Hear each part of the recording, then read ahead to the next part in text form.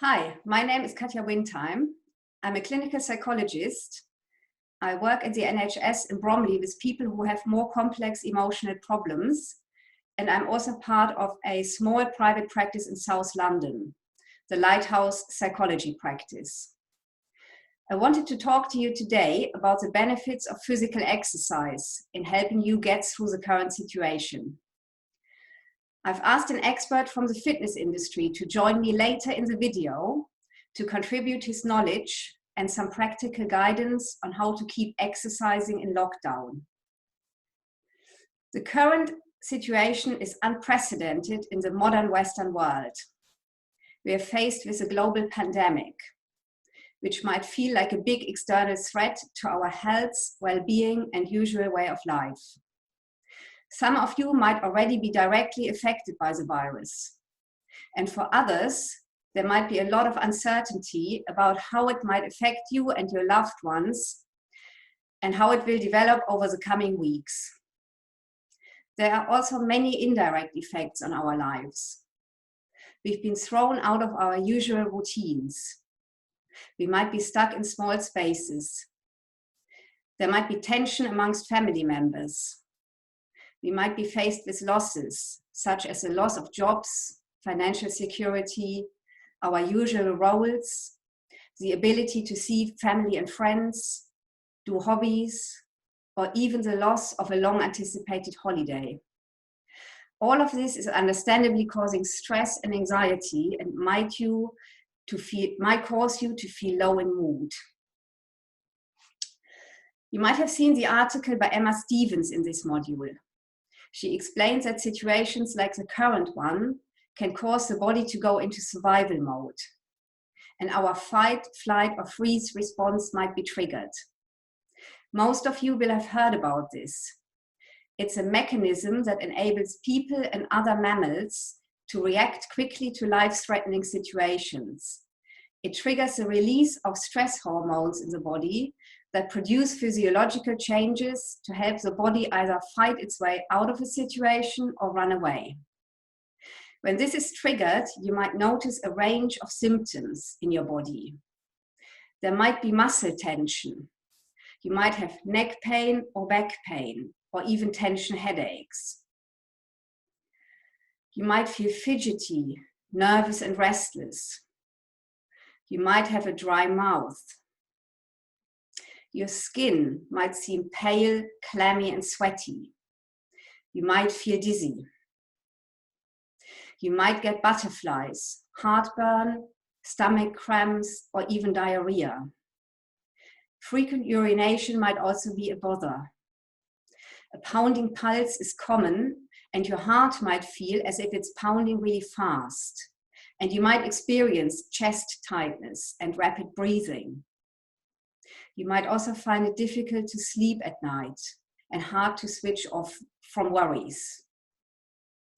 This response can feel so bad that it can lead to more worry, leading to a vicious cycle of tension and anxiety. If you can't fight your way out of a situation or run away, it's not uncommon to go into freeze mode, which is also something you might experience.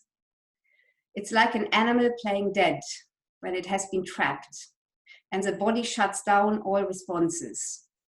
If this happens, you might feel disconnected from what's going on around you, slowed down, tired, cold, and you might find it difficult to move.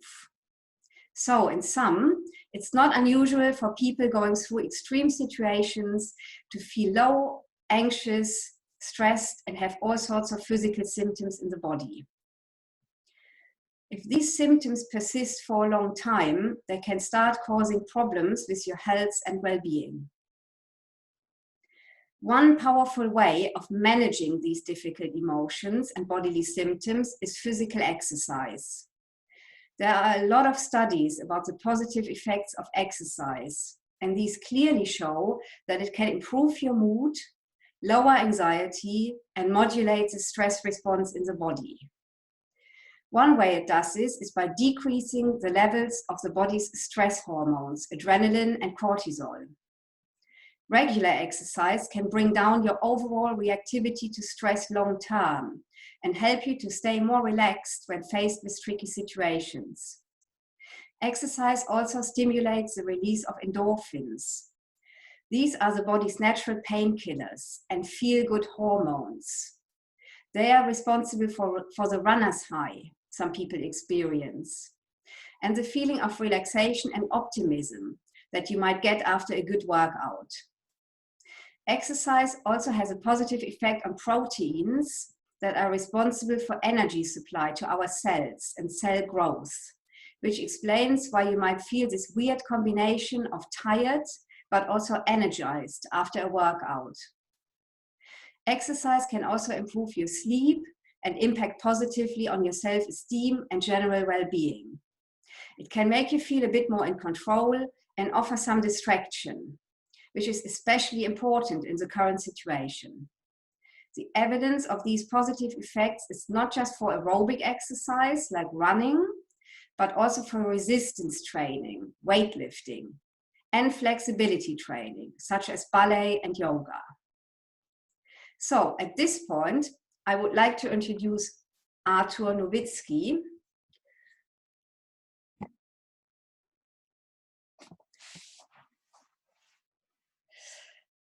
From Reach for Fitness. Artur has over 20 years of experience in the exercise and fitness industry, and he holds a number of professional qualifications from recognized fitness training organizations in the UK. He has further specialist training in exercise programs for people with a variety of medical and mental health conditions. Welcome, Artur. Hello, Katja. Hello, guys.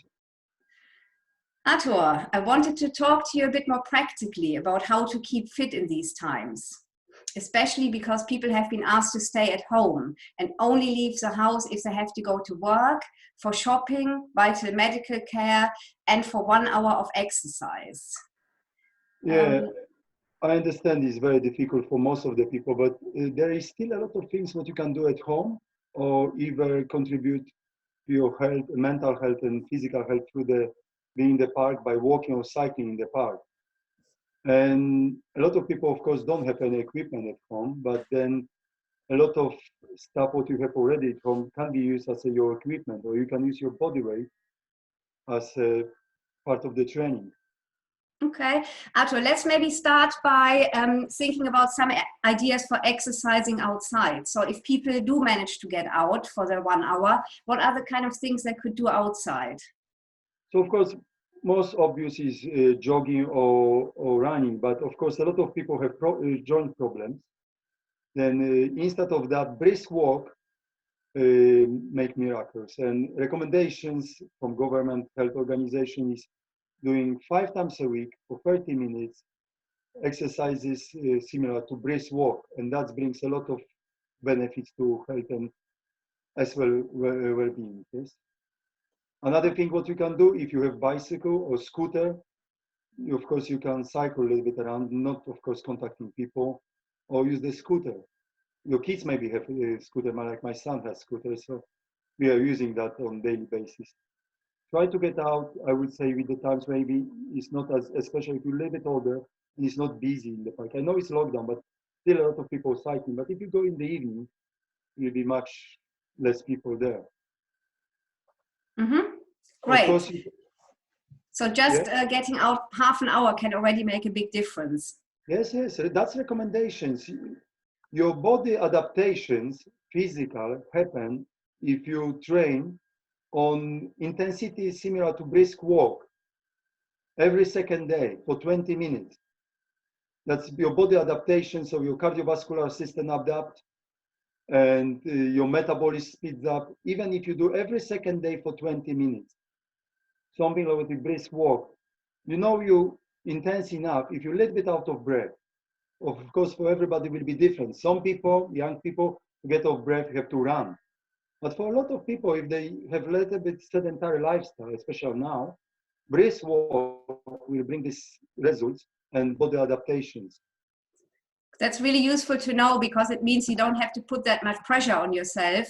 Just get out, do a brisk walk, and that might already bring you lots of benefits. Yeah, a lot of benefits, because you Katya mentioned, kind of straight away problems what stress or anxiety or depression can bring to people. But on long term, you must think about that people, if they live it depressed or anxious, they're not eating right food, they stay indoors, we need to stay indoors, they're not moving much, and then sometimes they increase consumption of alcohol. And on long term, that brings, problems with weight, obesity, maybe diabetes, on long, very long term, some heart and cardiovascular changes. Uh, so just keep moving. Of brisk walk really can make miracles to you. Great. And so what if the weather is bad, or you feel you need to do something on top of your 1 hour of exercise outside? What are the kind of things you could do inside? Of course, indoors, guys, I prepare some equipment, home equipment, what you can use. I show you. Oh, great. Yes, because some people might not have professional fitness equipment at home, and it's impossible to buy at the moment. Yeah, plus it's quite expensive, but you have probably bottles. Yeah. You have probably some kind of chair. If the bottles are not enough, then you can put few bottles in the back, and you can use back. Okay. Or few cans of beans, or whatever you have indoors. And for a lot of people, kind of body weight exercises, they're very efficient. Instead of going for the walks, you can do some aerobic movements indoors. By aerobic exercise, you understand this exercise, every exercise would use legs with rhythmical movement. So can be walking on the spot, can be stepping backs, raising the arms, could be the squats, okay? You can do lunges, but they're more advanced, but you can still do lunges. You can do side steps.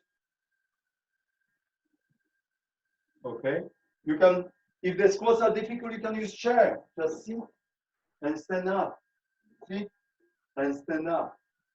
It will be important as well to do some weight-bearing exercises. So squats, that's weight-bearing exercise, but you can use the frame to do wall press-ups.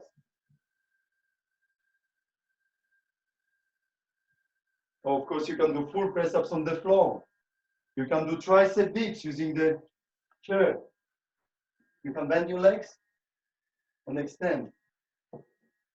The bottles, what we were talking about, they can use for raises. You can walk with that. So you're doing cardio on the weights, or you can do biceps with walking. So these kind of exercises you can do even without equipment. And especially if you're a little bit older, it's harder. Of course, you won't be using a lot of older generation won't use kettlebells or won't have the kettlebells, but they will have bottles. They have cans of beans or bottles of milk. A lot of can be done. Great, that's really useful. Thank you. And so you already mentioned it's important to mix up aerobic exercise, so getting moving, and also doing some weight-bearing exercise. Yes, weight-bearing exercises are special, very important for females. Okay. Because after the age of 25, you're starting losing the 0.5% of bone density. So calcium from your bones kind of disappears. And as a result, you can develop osteopenia or osteoporosis. Your bones are easier to break. Especially after menopause, this 0.5% increased to 1% a year. By weight-bearing exercises, with diet rich in calcium, you're slowing down this process or reverse the process fully. So it's very important for everybody, because especially for females, but of course for improving quality of life for everybody, it's important to do some weight-bearing exercises. Doesn't have to be weights, like gym, understanding weights like kettlebells, dumbbells. Could be just your own body weight, press-ups or squats. But it's very important to understand that weight-bearing exercises prevent you from developing osteopenia or osteoporosis in the masses of parts what you're using. If you're doing something for the legs, that won't prevent osteoporosis in your wrist, for example, or shoulders or spine. So you need to do upper body as well. Okay. And how should you mix it up? What kind of proportion should you do weight bearing and aerobic? The most important for everybody is cardiovascular exercises for benefits of health benefits for your body and adaptations of your cardiovascular system and mental health. And I will focus mainly on that. If you can do, like I say, government recommendations as 30 minutes every day. But on the top of that, every second day, yeah, it would be nice to do some weight-bearing exercises, and doesn't have to be long. Either both of them, you can just start with 15 minutes at the time, you know, okay, and progress with the time, because 30 minutes maybe somebody is too challenging to some people. Just start with anything, even 10 minutes. Because researchers show that 15 minutes are efficient to start kind of feeling better, make you to feel better. Okay. And 67% of people who were researched show improvements even after 15 minutes. Oh, great. So again, you don't actually need to aim very high to already get a benefit. No, you can start with everything. And of course, as you're getting better, just progress, build up a little bit more time. Great. You know, a lot of people have time, yes, now in their hands. So yes, I will suggest doing 5 times a week for 30 minutes, or at least even start with 15 minutes of brisk walk, cycling, or some cardiovascular exercise, what you can do at home. Yep. And every second day, I will add like 15 minutes or even 10 minutes, if you want to start with some weight-bearing exercises. Like compound exercise when you're using few muscles at once, like squat, wall press-ups, this kind of stuff. Great. And what if people find it hard to get motivated? Do you have any tips? I mean, the one tip is, it's a few tips. One small tip, start with short period of training. Put yourself goal of even 5 minutes, but try to exercise at the same time of the day. Try to build up routine. Because really this change is happening over the regular exercises, not sporadic exercises. Sporadic exercises will bring only short relief. Okay. But improvements, adaptation, we start over regular exercises a few times a week. Yeah. That's when you really start feeling the difference. Start small. Start whatever you can do, but try to do every day at fixed hour. Look at your structure of your day and try to block in your diary this, whatever, 10, 15 minutes to start at that time, 5 o'clock, I don't know, anytime. I would say don't train around 2 o'clock because usually people have dip in energy level, around biological energy level around 2 p.m. Yeah, after lunch. Yeah, after lunch, a lot of people feel tired, so probably skip that. And I would say if you have some joint problems, arthritis, yeah, then you won't be good in the morning. Your body won't feel in the morning good and will be stiff. So probably move your training to a little bit after 12 o'clock. So the body needs a bit of time to warm up in the morning, and it's easier to do exercise later in the day. The same as well. If you have any heart conditions or high blood pressure, you're taking medication. Quite a lot of people taking medications in the morning. I will probably wait a little bit time to early afternoon to start training. Don't train before your medications. Yeah, and Arthur, this brings me on to the next point. Are there any other things that people with specific medical conditions need to be careful about, especially now that they might not be able to get to a specialist coach who knows about these kind of issues? Yeah, that's good. Would be problematic, but online you can find a lot of, if you have access to computer, chair-based exercises classes, you know, they even videos there of chair exercises classes. I will start chair exercise classes. That's correct. Chair exercises classes when people are starting on the chair. Yeah. And they usually, they always designed for older adults, quite often with some medical conditions. Because of course you don't want to start too vigorous, but you know, everybody is designed to walk, for example.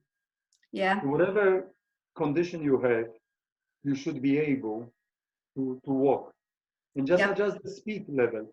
Okay. Maybe if you haven't trained for some time, even normal speed walking will challenge your heart enough to get benefits. Yeah. And I guess people will feel when they get tired and when it's time to stop. Yeah, that's the thing. You don't want to, if you have heart condition, you want to exhaust yourself too much. But as long as you feel in your comfort zone, you know what you can do, what you can't do. Great. But like I said, online you can find, I will look into chair-based exercises or other adults exercises. Okay. Mm-hmm. I'm pretty sure councils will develop something like that. What will develop something like that? Sorry, Arthur. Classes. I think that's the local government should look. Oh, the local government. Yes, maybe. I think they should look, maybe with the time they will develop some classes, because they normally they run a lot of programs like that. Yes. In normal circumstances where you can go to the class. I teach some of the classes. Yes. Wandsworth Council. Mm-hmm. But hopefully they will develop. I suggested already to some of my line managers develop some online classes. Okay, so maybe that's something to look out for on the council websites, whether they're going to develop specific exercise classes. Yeah, hopefully they will, because normally they run classes anyway. And like now a lot of trainers, fitness industry personalities, they're moving to online. So I think natural for councils will be moving online as well with this kind of programs. Okay, and final question: is now a good time to start exercise if you haven't exercised before? It's always good time to start exercise. You must remember that your body adaptation doesn't matter your age, doesn't matter your condition. They will start anyway if you start doing something regularly. And just okay, you're a little bit scared. You haven't done something for ages or maybe never. Start small. Start with 10 minutes. Even if you're indoors, you don't want to go outside. If you don't have garden, just walk on the spot for 10 minutes in your house. Do a little bit, few squats and stand up from the chair. Maybe go upstairs, up and down. Yeah. And another thing, what is good, quite often considered now as a moderate physical activity, is cleaning your house. Cleaning your house. Yes, cleaning your house brings a lot of benefits. And you know, I work with people with cancer, and researchers show that cleaning your house reduces risk of cancer by 21%. Wow, that's quite a lot.